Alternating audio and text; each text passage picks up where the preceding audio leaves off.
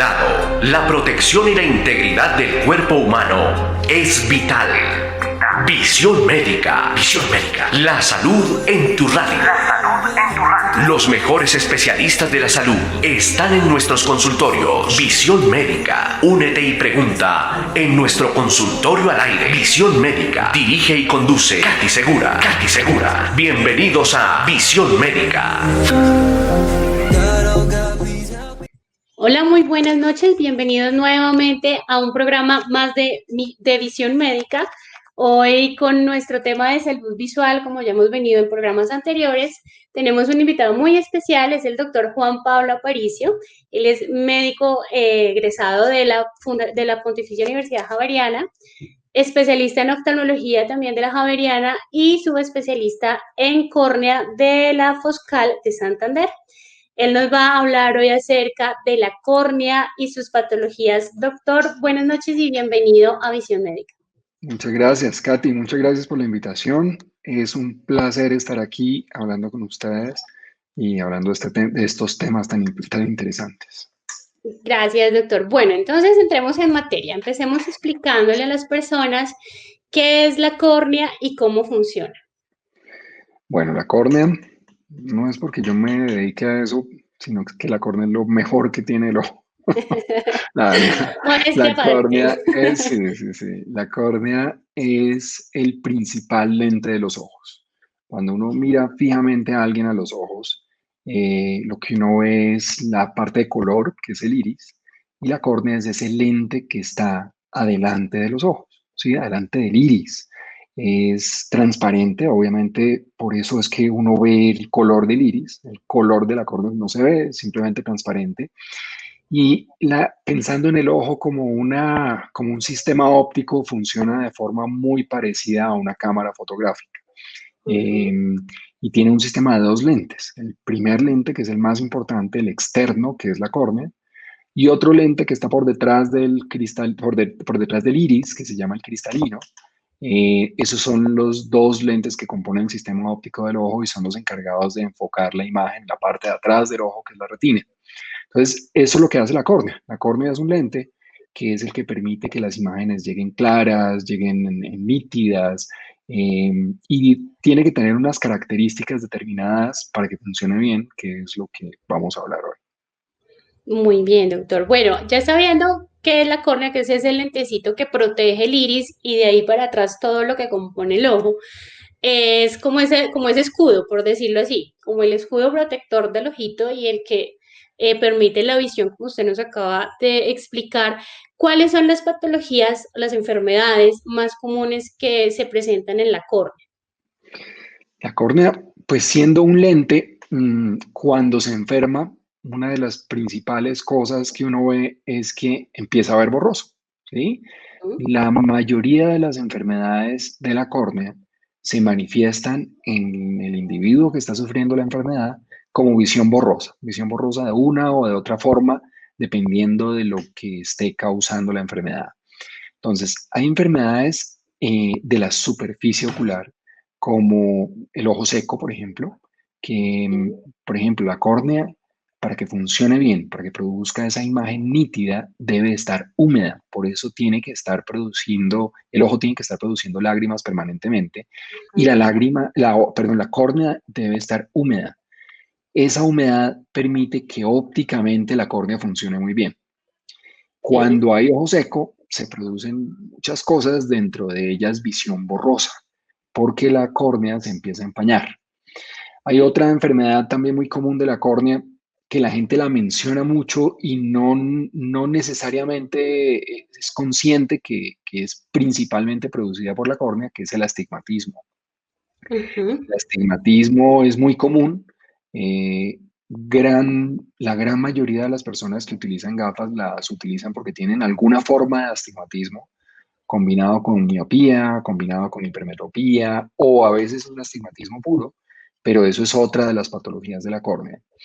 Y digamos que hay otras enfermedades de la córnea que se caracterizan por producir o deformidades de la córnea o opacidades de la córnea. Entonces, las que producen deformidades es otra que también se menciona con mucha frecuencia, y se conoce como queratocono.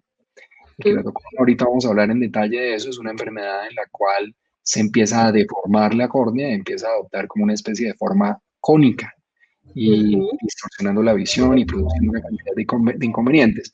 Y en general, cada vez que hay alguna lesión de la córnea, alguna inflamación de la córnea, se produce una opacidad, entonces la córnea se vuelve opaca. Y eso es otra de las patologías de la córnea. Eso es como a grandes rasgos lo que más afecta la córnea pues en nuestras consultas cotidianas. Bueno, doctor, usted habló de dos patologías o enfermedades principales. Quisiera empezar con la parte del astigmatismo, ¿sí? Porque pues es como lo que más escuchamos frecuentemente, que nosotros sabemos que vamos al optómetra, nos formulan gafas y nos dicen, sí, usted tiene astigmatismo, o usted tiene hipermetropía, o miopía, o todo combinadito, Ujú, pero no sabemos en ujú. sí exactamente qué es el astigmatismo. Entonces, profundizamos un poquito en lo que es astigmatismo y cómo podemos explicarle a las personas que sepan o que tengan, digamos, pendientes, cuáles son esas señales que le indican usted puede tener astigmatismo por esto, esto y esto. Mm. Sí, miren que es un concepto un poquito más complejo que el de miopía o el de hipermetropía. Y el tema es que el astigmatismo produce alteración de la calidad de visión.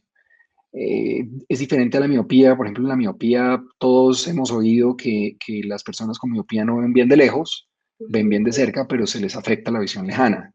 Los hipermétropes, en términos generales, uno puede decir que se les afecta principalmente la visión cercana, pero usualmente tienen una mejor visión lejana. La persona con astigmatismo ve desenfocado en todas las distancias, ¿sí? La persona con astigmatismo ve desenfocado de lejos, ve desenfocado de cerca, le cuesta trabajo ver con buena definición. De hecho, cuando hacemos, por ejemplo, cirugía de astigmatismo, los pacientes dicen que es como si los hubiéramos puesto a ver en HD, como si los hubiéramos puesto a ver en alta definición, porque el astigmatismo produce esa alteración de la capacidad de resolución del ojo. Entonces son personas que seguramente ustedes deben haber visto en la calle tratando de hacer así Ujú. cuando están tratando de enfocar un objeto, pero puede pasar con un objeto lejano o puede ser con un objeto cercano. Y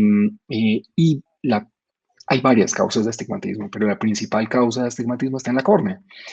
Y en términos generales, viendo la córnea como un lente, ese lente debería ser esférico, como un segmento de una esfera, casi que redondo, digámoslo así, ¿sí? Ujú.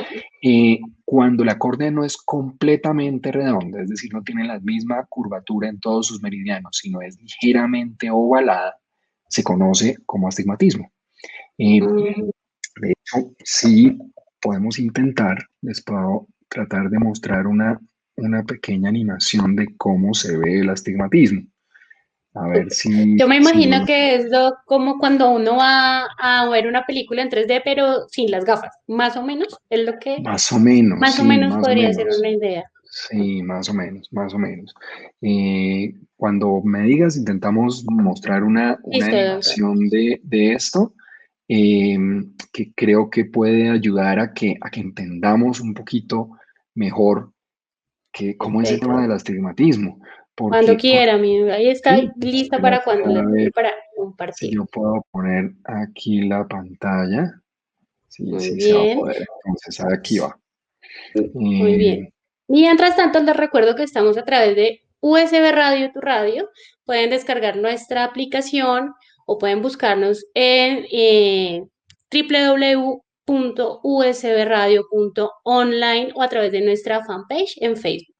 Bueno, acá ya tengo lista la imagen, doctor, ya la voy a compartir. Listo, ahí ya la estamos Ahí la compartiendo. estás viendo, perfecto. Entonces, ¿Mm? mira, ahí bueno, tiene algunos letreros en inglés. Las personas con astigmatismo empiezan a ver así como estás viendo en esta presentación. Se Ujú. nubla, viste tanto de lejos como de cerca.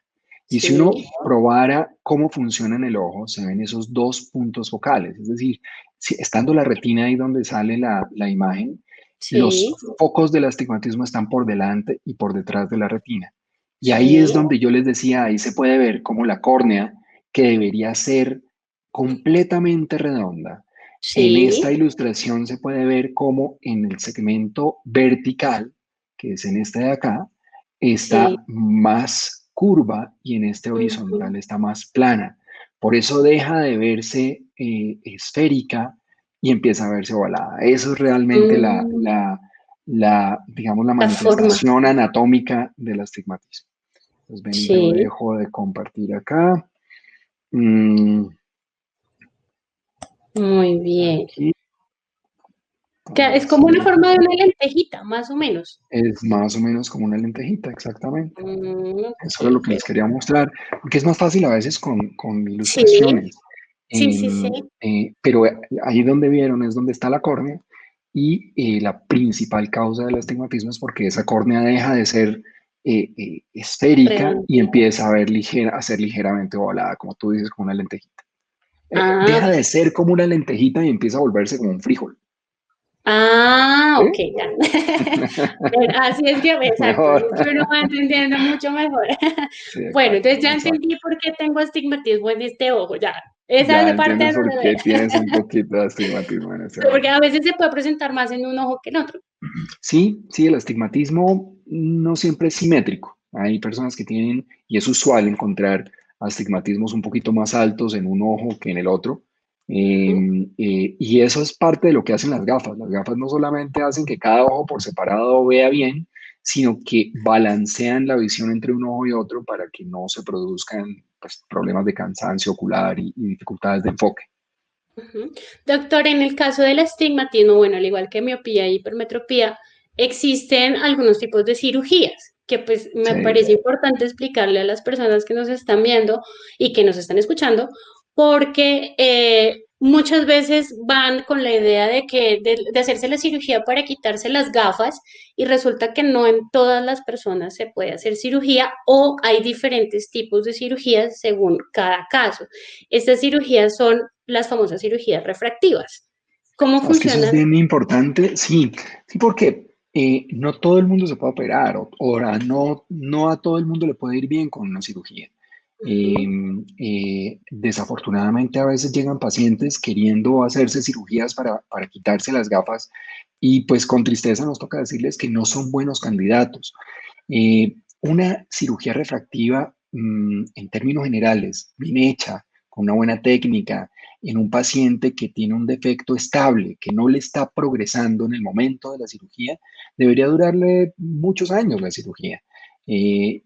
Entonces, cuando las personas no tienen esas características en la córnea que les permiten hacer una cirugía segura o que nos permiten corregir el astigmatismo, digamos, preservando la forma adecuada de la córnea para que la cirugía dure a largo plazo, pues ahí es cuando vienen los problemas y la cirugía no dura lo que debería durar o aparece nuevamente astigmatismo.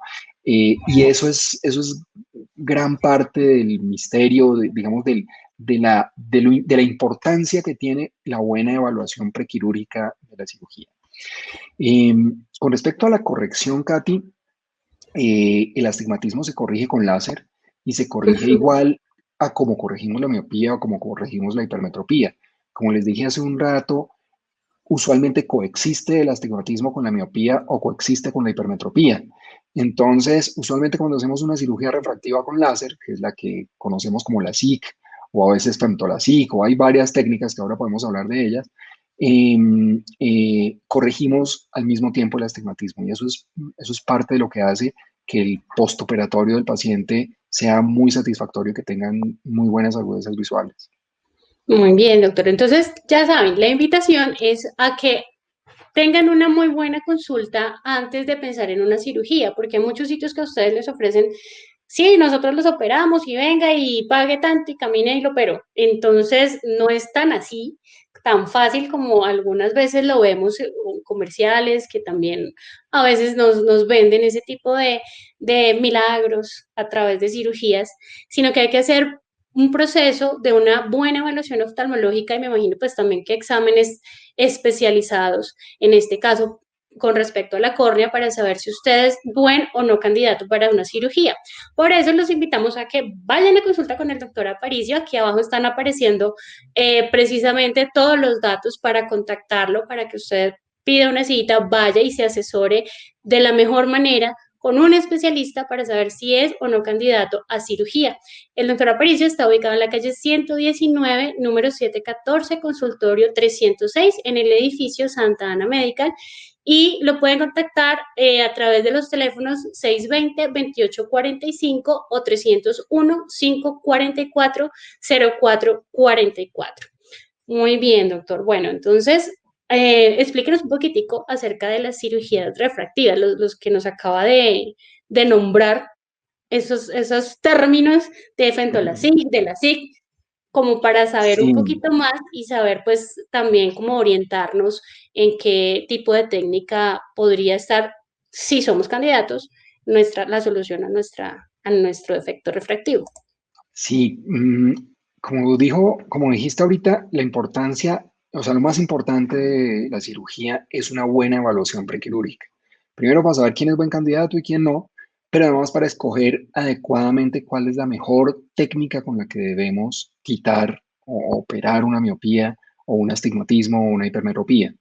En términos generales, las cirugías con láser se dividen en dos grandes grupos y una de ellas en dos, a su vez en dos clases de cirugía. Las cirugías que hacemos en la superficie de la córnea, que normalmente la conocemos como la SEC, en algunos, o hace unos años la llamábamos PRK, en otra época la llamábamos ablación avanzada de superficie, pero digamos que todas convergen bajo más o menos el mismo nombre que se llama la SEC. En ese tipo de cirugía, aplicamos el láser directamente en la superficie de la córnea. Eh, Hay sitios, por ejemplo, en donde la denominan cirugía sin tocar el ojo, porque pues es cierto, uno puede hacerla toda con el láser sin necesidad de cortar nada en el ojo, ni incluso prácticamente sin tocar el ojo. Es una cirugía que tratamos de reservar para cuando o los defectos refractivos no son completamente regulares, por ejemplo, cuando el astigmatismo no es completamente regular, cuando las personas tienen córneas delgadas. Uno de los riesgos que tiene la cirugía cuando tiene complicaciones a largo plazo es que se deforme un poquito la córnea, parecido a lo que pasa con el queratocono, que vamos a hablar más adelante. Entonces, una de las formas de prevenir esto cuando las córneas son delgadas es hacer el láser en la superficie. Yo les suelo decir a los pacientes que es una de las cirugías más seguras que hay y no la hacemos con tanta frecuencia, sino pues solamente cuando es estrictamente necesario, porque la recuperación es un poquito más lenta. Cuando aplicamos el láser en la superficie de la córnea, es como si uno tuviera una raspadurita en la superficie del ojo. Entonces el ojo durante un par de días arde, llora, eh, duele un poquito, pero más que dolor es ardor. Y la visión se demora más en recuperar porque pasa un tiempo mientras la córnea vuelve a estar completamente lisa, digámoslo así, completamente regular. Sí. Entonces, siendo una cirugía muy segura, preferimos reservarla solamente para casos en que o la córnea es muy delgada o, por ejemplo, en pacientes que no tienen una calidad de lágrima muy buena, o cuando hay alguna pequeña irregularidad en la córnea, quiere decir que la córnea tiene alguna pequeña diferencia de curvatura en alguna zona que queremos corregir con mayor precisión. Entonces, este es el tipo de cirugía que preferimos hacer. Eso es una gran familia de cirugías, una gran clase de cirugías.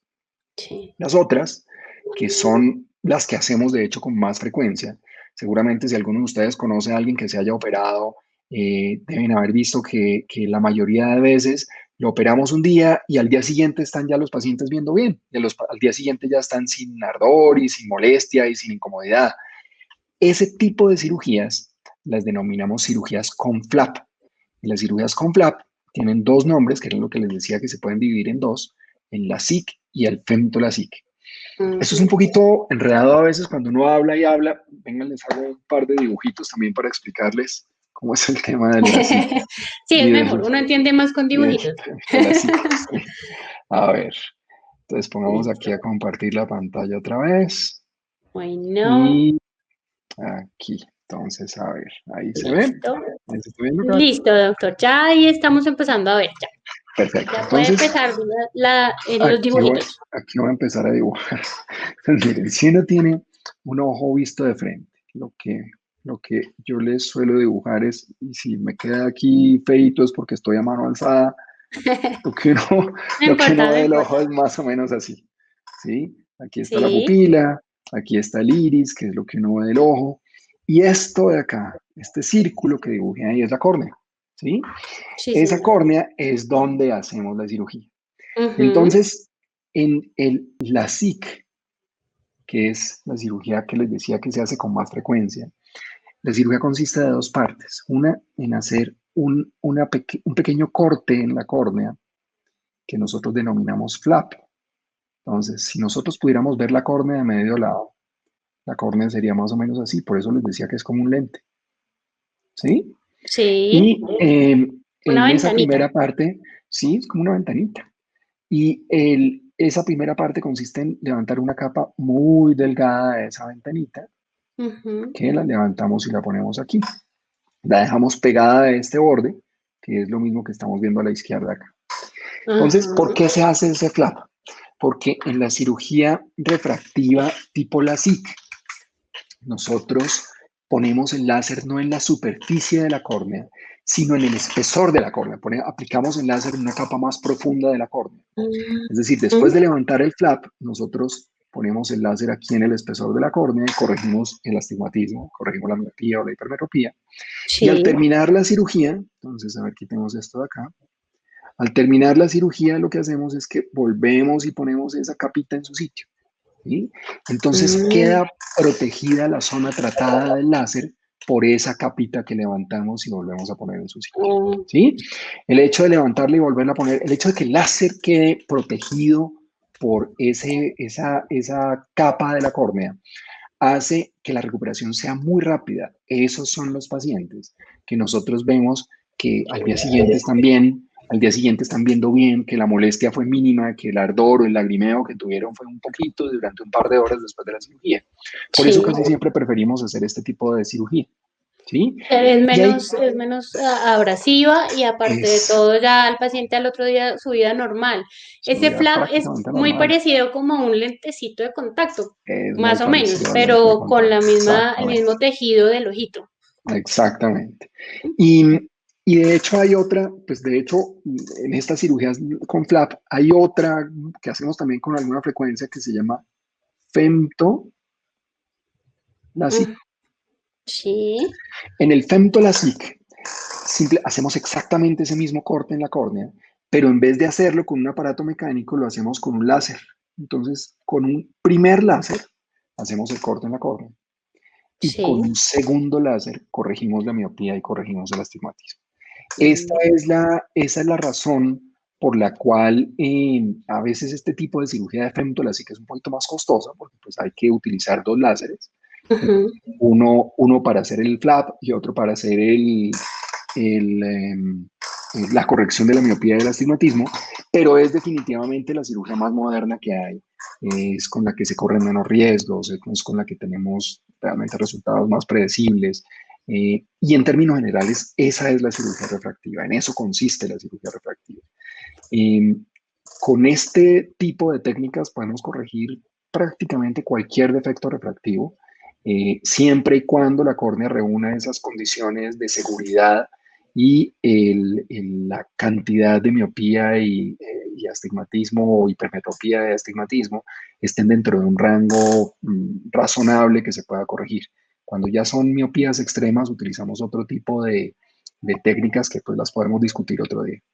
claro que sí, doctor. Bueno, y usted dice algo muy importante ahorita cuando nos dice acerca de los costos, y es que hay tecnologías mucho más avanzadas que otras, entonces también hay que tener en cuenta eso. Si usted se va a operar, pues también hay que ver qué tipo de láser es el que van a utilizar, que sea de pronto pues de la última tecnología, como nos dice el doctor, para que su recuperación sea más rápida, en, por ejemplo, las técnicas de la SIC y Fentolasic, porque me imagino que hay sitios en donde tienen láser, pero pues un poquito más viejitos, más Sí, antiguos sí. y pues no va a ser el mismo resultado. Entonces el paciente va como con la expectativa de que me voy a hacer la cirugía y voy a estar bien, pero resulta que la tecnología no es tan avanzada con el láser y pues tampoco la recuperación va a ser muy pronta. Pienso yo que también influye eso. Sí, es cierto, y eso pasa. Y digamos que la cirugía, pues en la medida que se ha difundido y se hacen más sitios, etcétera, pues desafortunadamente no en todos lados invierten en una buena tecnología y a veces nosotros vemos cosas como que cuando cambian un láser por uno de última generación en uno de los sitios, digamos, buenos para hacer cirugía, el láser de segunda viejito lo compran en un sitio más chiquito y empiezan a hacer cirugía y ahí es cuando uno empieza a ver cirugías, promociones y Sí, cosas claro, pues, eso es diferentes. 2 por 1. Pero sí, digamos que lo importante es tener como la confianza de que está en un sitio bueno, confiable y con un médico que les brinde confianza y que realmente se pueda ver que les está haciendo una evaluación adecuada y no simplemente tratando de obtener una cirugía, de operar a alguien que no tiene una indicación quirúrgica simplemente por obtener un beneficio económico. Sí, eso se ve Ujú. infortunadamente mucho y más en toda esta parte de nuestros ojitos. Bueno, les recuerdo que estamos con el doctor Juan Pablo Aparicio, especialista en córnea. Nos está explicando súper chévere todo acerca de las diferentes patologías que podemos presentar. Estamos a través de USB Radio, tu radio. Les recuerdo que también nos pueden ubicar en www.usbradio.online o en nuestra fanpage de Facebook como USB Radio. Las redes sociales del doctor Aparicio, para que lo sigan también en Facebook y en Instagram como doctor. Pues la abreviación de doctor, dr. Juan Pablo Aparicio, y en Twitter estamos como @dr. Juan Pablo Aparicio, como aparece aquí en la pantalla, para que lo busquen, lo sigan y pues también vean todas las publicaciones que él tiene que son súper interesantes. También les recuerdo que el doctor está ubicado en la calle 119, número 714, consultorio 306, en el edificio Santa Ana Medical Center, con los teléfonos 620-2845 o 301-544-0444 para que puedan pedir cita con él, para que puedan ustedes saber que están con un excelente profesional y que les va a explicar todo tal cual es, si son o no son candidatos o qué es lo que está pasando en sus ojitos. Kat, No, una sola pequeña corrección. sí, El Instagram también es ok. dr.juan Ya Pablo mismo lo, Aparicio, completo. ya mismo lo corrijo yo acá, doctor. Bueno, mientras eso, usted estaba hablando acerca de otra patología que se está presentando mucho ahorita con este motivo de pandemia y es acerca del ojo seco. Uy, sí, eso es una cosa que vemos con muchísima frecuencia. Miren a ver, la pandemia nos puso a todos a hacer este tipo de actividades, Sí, a teletrabajar, a nuestros hijos a estudiar desde la casa. Y la cantidad de tiempo que se pasan frente a las pantallas, pues ha sido gigantesca en todo el mundo, casi que independientemente del tipo de trabajo que tengamos. sí, Nosotros mismos, si bien tenemos un tipo de trabajo clínico, estamos ahora haciendo más teleconsulta, estamos haciendo, digamos, más videollamadas, más reuniones académicas también, que antes las hacíamos presenciales, ahora las hacemos por videoconferencia. Entonces, eso hace que estemos viendo muchísimo, muchísimo ojo seco. Eso si lo sumamos a que con la mayoría de tapabocas que no tienen un buen ajuste en el puente de la nariz, seguramente todos ustedes cuando se han puesto un tapabocas deben haberse dado cuenta que la respiración muchas veces entra y sale por acá, por la parte sí. superior del tapabocas. Eso no hay entre los ojos el aire. Exactamente, y eso hace que se resequen muchísimo los ojos. Entonces estamos viendo mucho ojo seco en nuestra consulta. Y pues finalmente el tema es de córnea y el ojo seco afecta a la córnea. El ojo seco hace que eso, como les dije hace un rato, la córnea necesita estar completamente húmeda para, desde el punto de vista óptico, funcionar adecuadamente.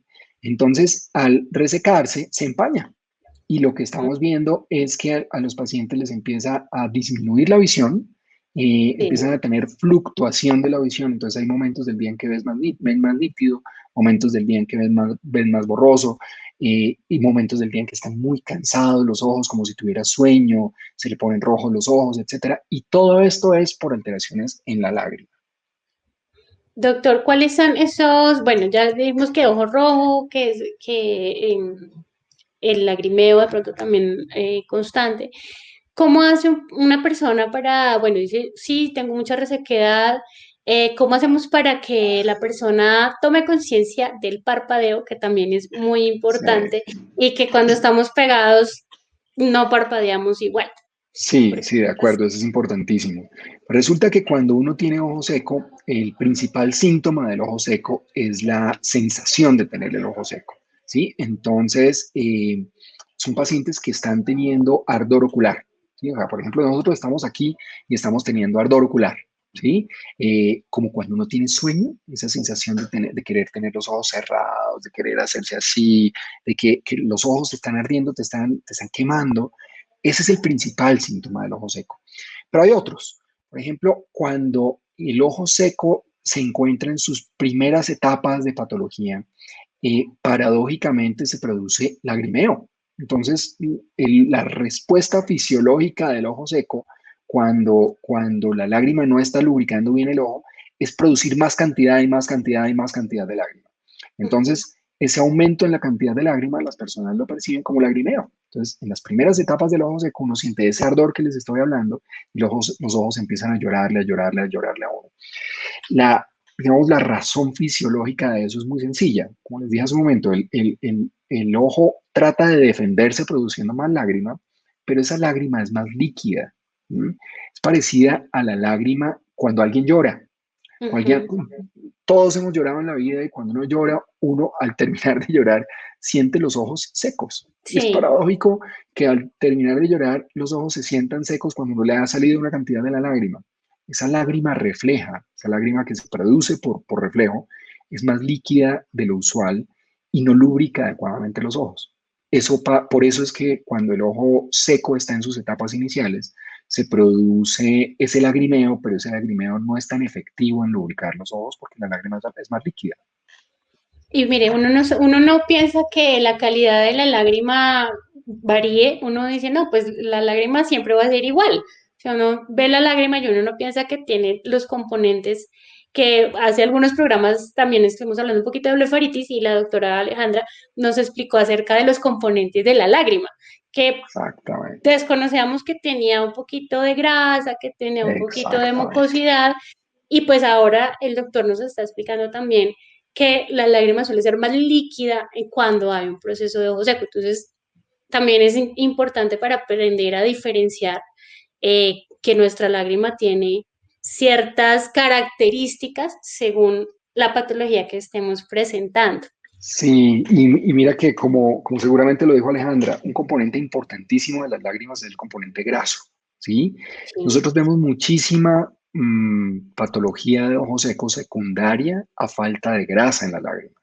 Y la Ujú. grasa se produce en el borde del párpado. Entonces, seguramente como hablaron de blefaritis, todas esas enfermedades que afectan el borde del párpado hacen que el párpado no le aporte a la lágrima suficiente cantidad de grasa y se produce ojo seco, no porque no tengan lágrimas, sino porque la lágrima no es suficientemente espesa, digámoslo así, pues como en palabras sencillas, porque no tiene suficiente cantidad de grasa y no lubrica adecuadamente el ojo. Doctor, cuando uno tiene algún tipo de enfermedad en otra parte del cuerpo, enfermedad de base que llamamos, ¿esto puede afectar algo en la córnea? Sí, Katy, hay enfermedades generales del cuerpo que pueden producir, de hecho, ojo seco o inflamaciones en la córnea, inflamaciones en la superficie ocular. Es frecuente encontrarlo con las enfermedades reumatológicas, es decir, si les suena familiar artritis o artritis reumatoidea, Sí. si les suena familiar lupus, si les suena Sí. familiar espondilitis, todas esas enfermedades que nosotros llamamos autoinmunes o enfermedades reumatoideas usualmente cursan con alteración en la cantidad, ahí sí más que en la calidad, en la cantidad de lágrima, porque esas Ujú. enfermedades alteran las glándulas que producen el líquido de la lágrima. Entonces ahí sí se produce ojo seco, formalmente ojo seco por alteración en la cantidad de lágrima. Y es desafortunadamente una patología que vemos con mucha frecuencia también. Tú mencionabas una cosa, Katy, que es muy importante, que es el parpadeo. Acuérdense si alguno de ustedes en su infancia o adolescencia jugó con otra persona a mirarse fijamente a los ojos tratando de no parpadear. Sí. Yo les digo a los Sí. pacientes eso. Traten ustedes por un segundo de mirar fijamente a la cámara, de mirar a Katy fijamente a los ojos y de no parpadear. Seguramente van a durar unos pocos segundos antes de que empiecen a arder los ojos y empiecen a picar, ¿sí? Sí, total. Entonces, el parpadeo es un componente importantísimo en la salud de la superficie ocular. Y resulta que cuando uno está trabajando en pantallas, eso no pasa tanto cuando uno lee en papel, pero es más frecuente cuando uno lee en pantallas o cuando uno está trabajando, escribiendo o viendo una película o los niños jugando videojuegos, ¿sí? Ujú. Inconscientemente parpadean muy poquito. Entonces, se mantienen con los ojos abiertos, abiertos, abiertos y parpadean de pronto una vez y vuelven y los mantienen abiertos y, y no se dan cuenta porque están tan concentrados que no es normal. El cerebro deja de prestarle atención a esa sensación de ardor en los ojos y un rato después es que ya sienten los ojos que les están quemando y que no los aguantan. Entonces, el mecanismo de la falta de parpadeo cuando estamos expuestos a pantallas es importantísimo en el ojo seco. Hace unos años, desde el punto de vista de salud ocupacional, se viene hablando de que se tienen que hacer pausas activas. Y en algunos medios, y además lo dicen adecuadamente, hay una norma del 20-20-20, que es cada 20 minutos descansar 20 segundos y mirar a una distancia mayor a 20 pies, o sea, 6 metros. En la práctica eso no es tan fácil porque cuando alguien está teletrabajando o escribiendo o haciendo una videoconferencia, no es común que puedan descansar cada 20 minutos, La pausa, ¿sí? sí. Pero entonces, por lo menos cada hora debería descansarse un par de minutos, ¿sí? Cada hora, si uno está en una videoconferencia, se mantiene conectado, pero mira hacia otro punto, cierra los ojos unos segundos, parpadea y lo que les decía que ahora es nuevo es que tienen que tratar de acordarse de parpadear. Entonces, hacer parpadeo voluntario y cerrar los ojos para que realmente deje de producirse esta sensación de ojo seco. Listo, doctor. La última para cerrar acá la parte del ojo seco y pasar al queratocono. Cuando uno se descuida mucho con el ojo seco y no, pues en este caso, no va a la consulta, no busca una solución, ¿qué es lo peor que puede producir el ojo seco en la córnea? O sea, que ya uno dice, ya esto fue lo más grave. Sí, digamos que todo empieza simplemente con ardor y lagrimeo y sensación de cuerpo extraño, pero la cosa puede llegar a ser tan severa que se producen úlceras en la córnea, ¿sí? Se producen úlceras, o se producen, digamos, alteraciones de la superficie del ojo no infecciosas, pero que se pueden infectar y se pueden convertir en úlceras infecciosas, úlceras bacterianas, que son peligrosísimas en la córnea. De hecho, los pacientes con ojo seco, la lágrima es otro de esos componentes importantísimos de la protección de la superficie ocular. Y cuando el ojo no está adecuadamente protegido, se infecta con mucha facilidad. Las personas que tienen ojo seco tienen muchísima facilidad para producir conjuntivitis o infecciones sencillas, pero además si la córnea está afectada se pueden producir úlceras infecciosas del ojo. Bueno, sí, ya son casos mucho más graves que hay que tratar de una forma diferente, así que pues estén muy pendientes de los síntomas que estén presentando, muy pendientes de lo que nos acaba de explicar el doctor acerca de las lágrimas y sobre todo tomar conciencia de parpadear lo que más se pueda para que no pues progrese más estos síntomas del ojo seco. Bueno, mi doctor Juan Pablo, entonces vamos a continuar con el tema que muchas personas han escuchado pero pocas han entendido. Es acerca, es acerca del famoso queratocono. Muchos, no, es que de pronto yo tengo queratocono, o es que me hablaron de queratocono, pero yo no entendí qué es eso, y pues me descuidé, y resulta que ese queratocono avanzó. Siendo Entonces, que vamos a se ver había desconectado.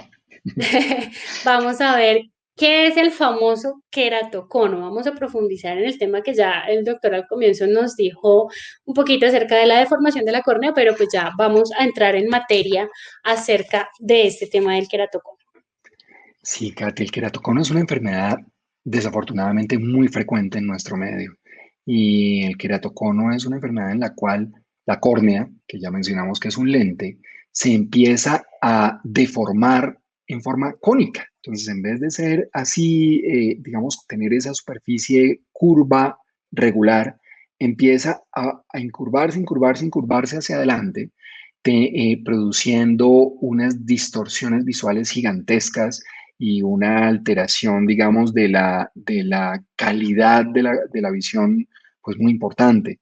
Es una fuente de astigmatismo, es una causa de astigmatismo y tiene varias etapas. Entonces, voy a mostrarles también una animación que tenía por acá. Denme un segundo, yo la busco, aquí está, para compartírsela también. Entonces es muy chévere porque así aprende uno más fácil. Cuando Así es con aprendemos animación, más cuando es así, fácil. aprendemos más fácil. Y pues a veces uno va al médico o a algún especialista y sale más confundido porque no entendió nada de lo que le explicaron en la Es consulta, sobre todo cierto. cuando es por EPS, que eso es a 1000. Entonces, acá lo que nos comparte el doctor y con los dibujos que nos ha hecho y todo, pues es mucho más fácil para nosotros comprender este tipo de patologías, de enfermedades que se presentan en la córnea, que es el tema del día de hoy. Les recuerdo que estamos con el doctor Juan Pablo Aparicio, especialista en córnea, aquí ya corregida en las redes sociales para que ustedes lo vean. Y aquí ya me sale la imagen, ya la voy a Aquí ya compartir, sale. doctor. ¿Vale? Listo, ya acá la estoy compartiendo. Entonces, mira, así se ve la córnea de medio lado y así se ve la córnea cuando se está produciendo el queratocono. Ahí te la pongo nuevamente. ¿Sí ves? Sí, Entonces, ok. eso es una enfermedad progresiva. Eso no es que de la noche a la mañana aparezca uno con queratocono. Eh, la enfermedad de la córnea, cuando se empieza a deformar, suele ser muy, muy, muy gradualmente progresiva. Entonces, son pacientes que comienzan con astigmatismo, pero el astigmatismo que produce el queratocono es diferente al astigmatismo por el cual le ponen uno gafas. Entonces el Sí. paciente empieza a notar que no ve muy bien, consulta y cuando uno le hace las mediciones, el tipo de astigmatismo que uno encuentra es el que realmente hace, digamos, nos sugiere que el paciente puede estar ante una enfermedad como el queratocono. Entonces, cuando hacemos eso, pedimos unos exámenes, cuando encontramos eso, pedimos unos exámenes especiales que se llaman topografías de la córnea, que nos muestran como unos mapas tridimensionales de la forma de la córnea y así podemos hacer el diagnóstico. El queratocono tiene varias etapas y varios grados desde el punto de vista clínico. Como les decía, cuando el queratocono está apenas comenzando, lo que uno encuentra es un astigmatismo y si son queratoconos leves que no están progresando, o por lo menos que no están progresando rápidamente, uno lo único que hace es ponerle gafas, explicarle al paciente y observarlo desde el punto de vista clínico. Nosotros los pacientes con queratocono los vemos cada 6 meses y les hacemos topografía cada 6 meses y les medimos la visión y la fórmula de las gafas cada 6 meses para asegurarnos que no estén progresando. Algunos queratoconos no progresan, no todos los queratoconos terminan en las etapas más avanzadas. Esa es la primera etapa del queratocono. Hay una segunda etapa del queratocono en donde el astigmatismo empieza a aumentar y la irregularidad de la córnea empieza a aumentar. Entonces, son pacientes que ya con gafas, a pesar de que les pongamos la fórmula de las gafas y que les pongamos la corrección del astigmatismo, no ven muy bien. ¿Mm? Entonces, en esos pacientes que tienen esa etapa del queratocono, nos vemos obligados a hacer algo para que puedan ver bien, porque no es suficiente con la corrección con las gafas.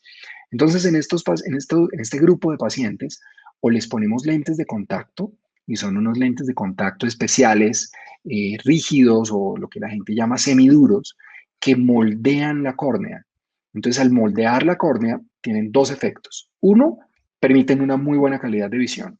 Y dos, en algunos casos, por lo menos cuando se ponen unos lentes especiales que funcionan para esto, nos ayudan a sostener un poquito el queratocono, a sostener un poquito la córnea para que el queratocono no avance tan rápidamente. Eso es lo que hacemos, digamos, en la etapa clínica del queratocono. Cuando a pesar de todo este tipo de cosas los queratoconos siguen avanzando, nos vemos obligados a entrar en la etapa en donde utilizamos procedimientos quirúrgicos. Y hay tres procedimientos quirúrgicos, digamos, útiles en detener el queratocono o en tratar como tal el queratocono. El primero es el que tratamos de hacer en las etapas más tempranas de queratocono. Se llama cross-linking del colágeno de la córnea o entrecruzamiento del colágeno de la córnea.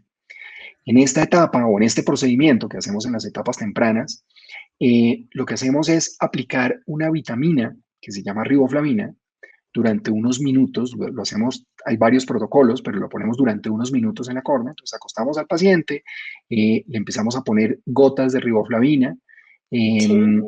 y durante un tiempo determinado la córnea empieza a empaparse, a impregnarse de esa vitamina.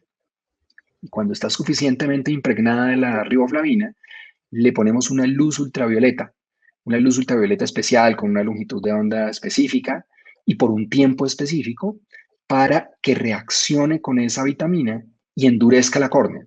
Entonces, dicho en otras palabras, el cross-linking hecho de esta manera es una forma de darle más rigidez a la córnea, de hacer que la córnea sea como más dura, más rígida estructuralmente, y eso hace que paremos la progresión, que se detenga el daño y que deje de deformarse la córnea. Comparándola con otro tipo de cosas, se parecería como hacer un fotocurado, ¿sí? Los Sí, odontólogos de las resinas ponen una sustancia en la resina y luego ponen una luz la ultravioleta, luz. ultravioleta que endurece la resina.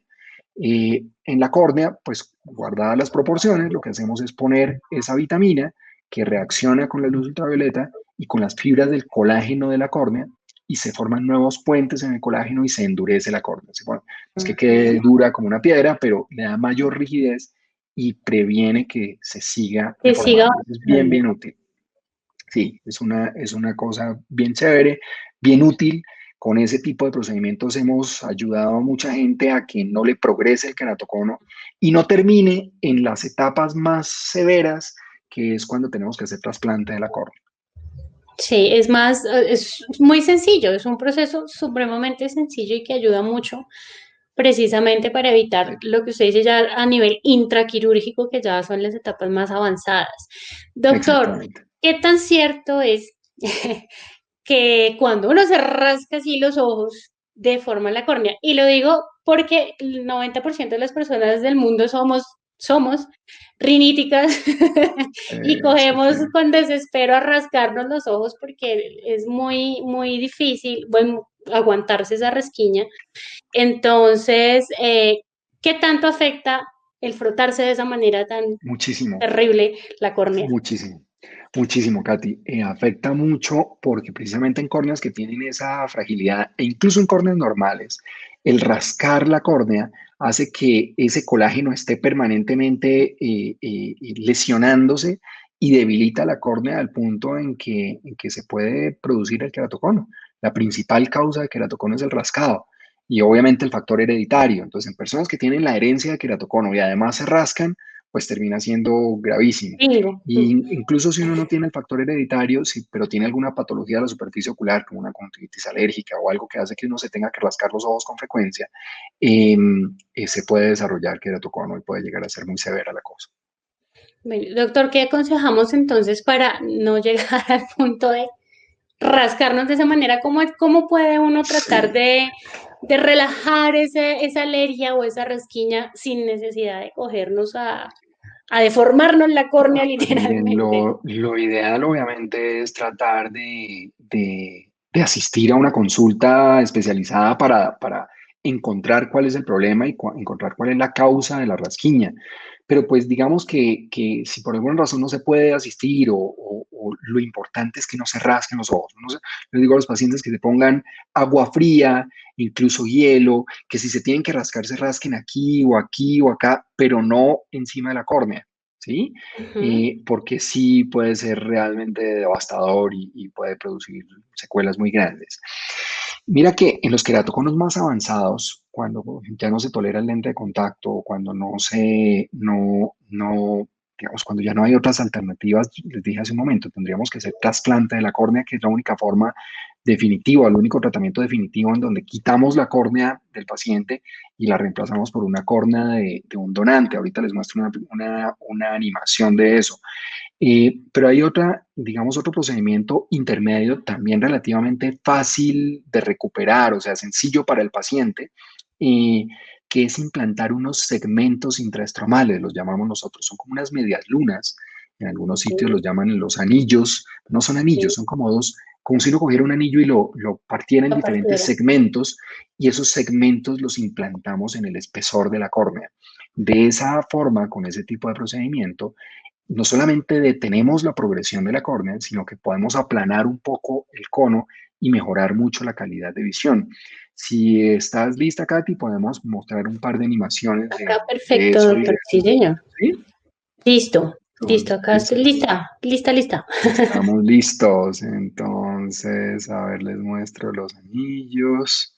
Primero, los segmentos de anillo. Pongo aquí a compartir.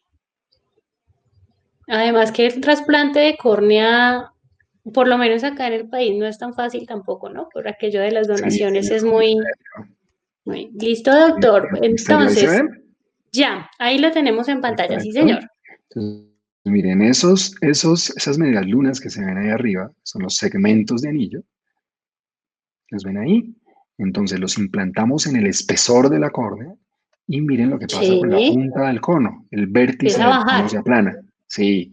Entonces eso hace, el primer objetivo es ortopédico, digamos, que se detenga la progresión de la enfermedad. Pero Sí, yo les suelo decir un efecto secundario interesante y es que aplana ese vértice del cono.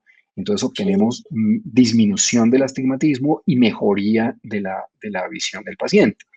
Y el otro que les quería mostrar, el último que les quería mostrar, es el trasplante de córnea, Sí. que no sé por qué ahora no me funciona acá. Tranquilo, tómese su tiempo. Mientras tanto, A yo les voy ver, recordando aquí a las personas que nos pueden seguir a través de www.usbradio.online o en nuestra fanpage de Facebook o descargar la aplicación en su celular. Estamos con el doctor Juan Pablo Aparicio, especialista en córnea, que nos ha explicado muy chévere todo lo de las enfermedades principales de la córnea. Les recuerdo también las redes sociales del doctor en Facebook, dr.juanpabloaparicio, en Instagram, @dr.juanpabloaparicio y en Twitter, @drjuanpaparicio, para que los sigan, para que puedan ver también algunos imágenes, videos que él ha publicado en sus redes sociales acerca de estos temas que nos estamos hablando ahí y muchos otros, porque pues lo que estamos hablando hoy es solamente una parte, ¿cierto, doctor? Entonces ahí, de ahí en adelante pueden haber muchos temas acerca de la córnea que, si Dios permite y la agenda del doctor lo permite, más adelante también podemos tener una segunda parte de este tema de córnea. ¿todavía me estás viendo ahí, Katy? Sí, ahí ya lo estoy viendo. Bueno, es que algo pasó aquí al compartir la pantalla y se me bloqueó el resto, entonces, bueno, no importa, podemos seguir Tranquilo, no hay problema. sin mostrar la otra pantalla. Sí, eso es. Entonces, eso es lo que producen los anillos intraestromales, disminuyen el vértice de ese cono y permiten que se mejore mucho la visión. Y cuando ninguna de estas cosas funciona, o desafortunadamente todavía nos pasa, cuando encontramos pacientes que llegan en estados muy avanzados, la única alternativa posible es el trasplante de córnea, que es una cirugía que, si bien es un poco más dispendiosa y la recuperación un poco más demorada, obtiene resultados estupendos pues con las técnicas que utilizamos hoy en día en trasplantes, los pacientes tienen una mejoría dramática de la visión y un procedimiento muy seguro que realmente lo que es el que realmente quita la córnea enferma y la reemplazamos por una córnea donante, pues sin patología, que les permite a los pacientes recuperar su visión. Qué bueno, doctor. Bueno, eso es muy importante saber que las etapas del queratocono ya aprendimos entonces que se puede estar en seguimiento para evitar que progrese, que hay diferentes tipos de de soluciones para este problema y que pues ya en los casos muy, muy avanzados llegaríamos a un trasplante de córnea, pero pues lo ideal es tratar de evitarlo al máximo y por eso los invitamos a que ustedes consulten con especialistas, con personas capacitadas realmente, que les pidan sus exámenes, que les hagan sus seguimientos, como nos decía el doctor, por ejemplo, en los casos del comienzo del queratocono, que es cada 6 meses, estar pendiente de la fórmula de sus gafas, de su visión. Todo esto es muy importante para que lo tengamos en cuenta, las recomendaciones que el doctor nos acaba de dar. Doctor, el tiempo acá, infortunadamente, se nos pasa muy rápido, pero fue una charla Muy supremamente bien, Katy. amena, agradable. Gracias por todo lo que nos compartió, por los videos, por los dibujos. Eso nos ayuda a entender mucho mejor tantas cosas que pues obviamente nosotros desconocemos y que pues como lo he dicho en programas anteriores, el universo de los ojos es gigante, uno no alcanza a imaginar tantas cosas que pasan en nuestros ojitos desde los párpados hasta la retina. Entonces, yo le agradezco muchísimo este tiempo que usted nos ha dedicado, porque sé que es un poco complicado coordinarlo, pero pues yo le agradezco mucho su tiempo, doctor, sus explicaciones y de verdad espero que podamos tener una segunda oportunidad, un segundo programa para seguir hablando de otros temas que también afectan nuestra córnea.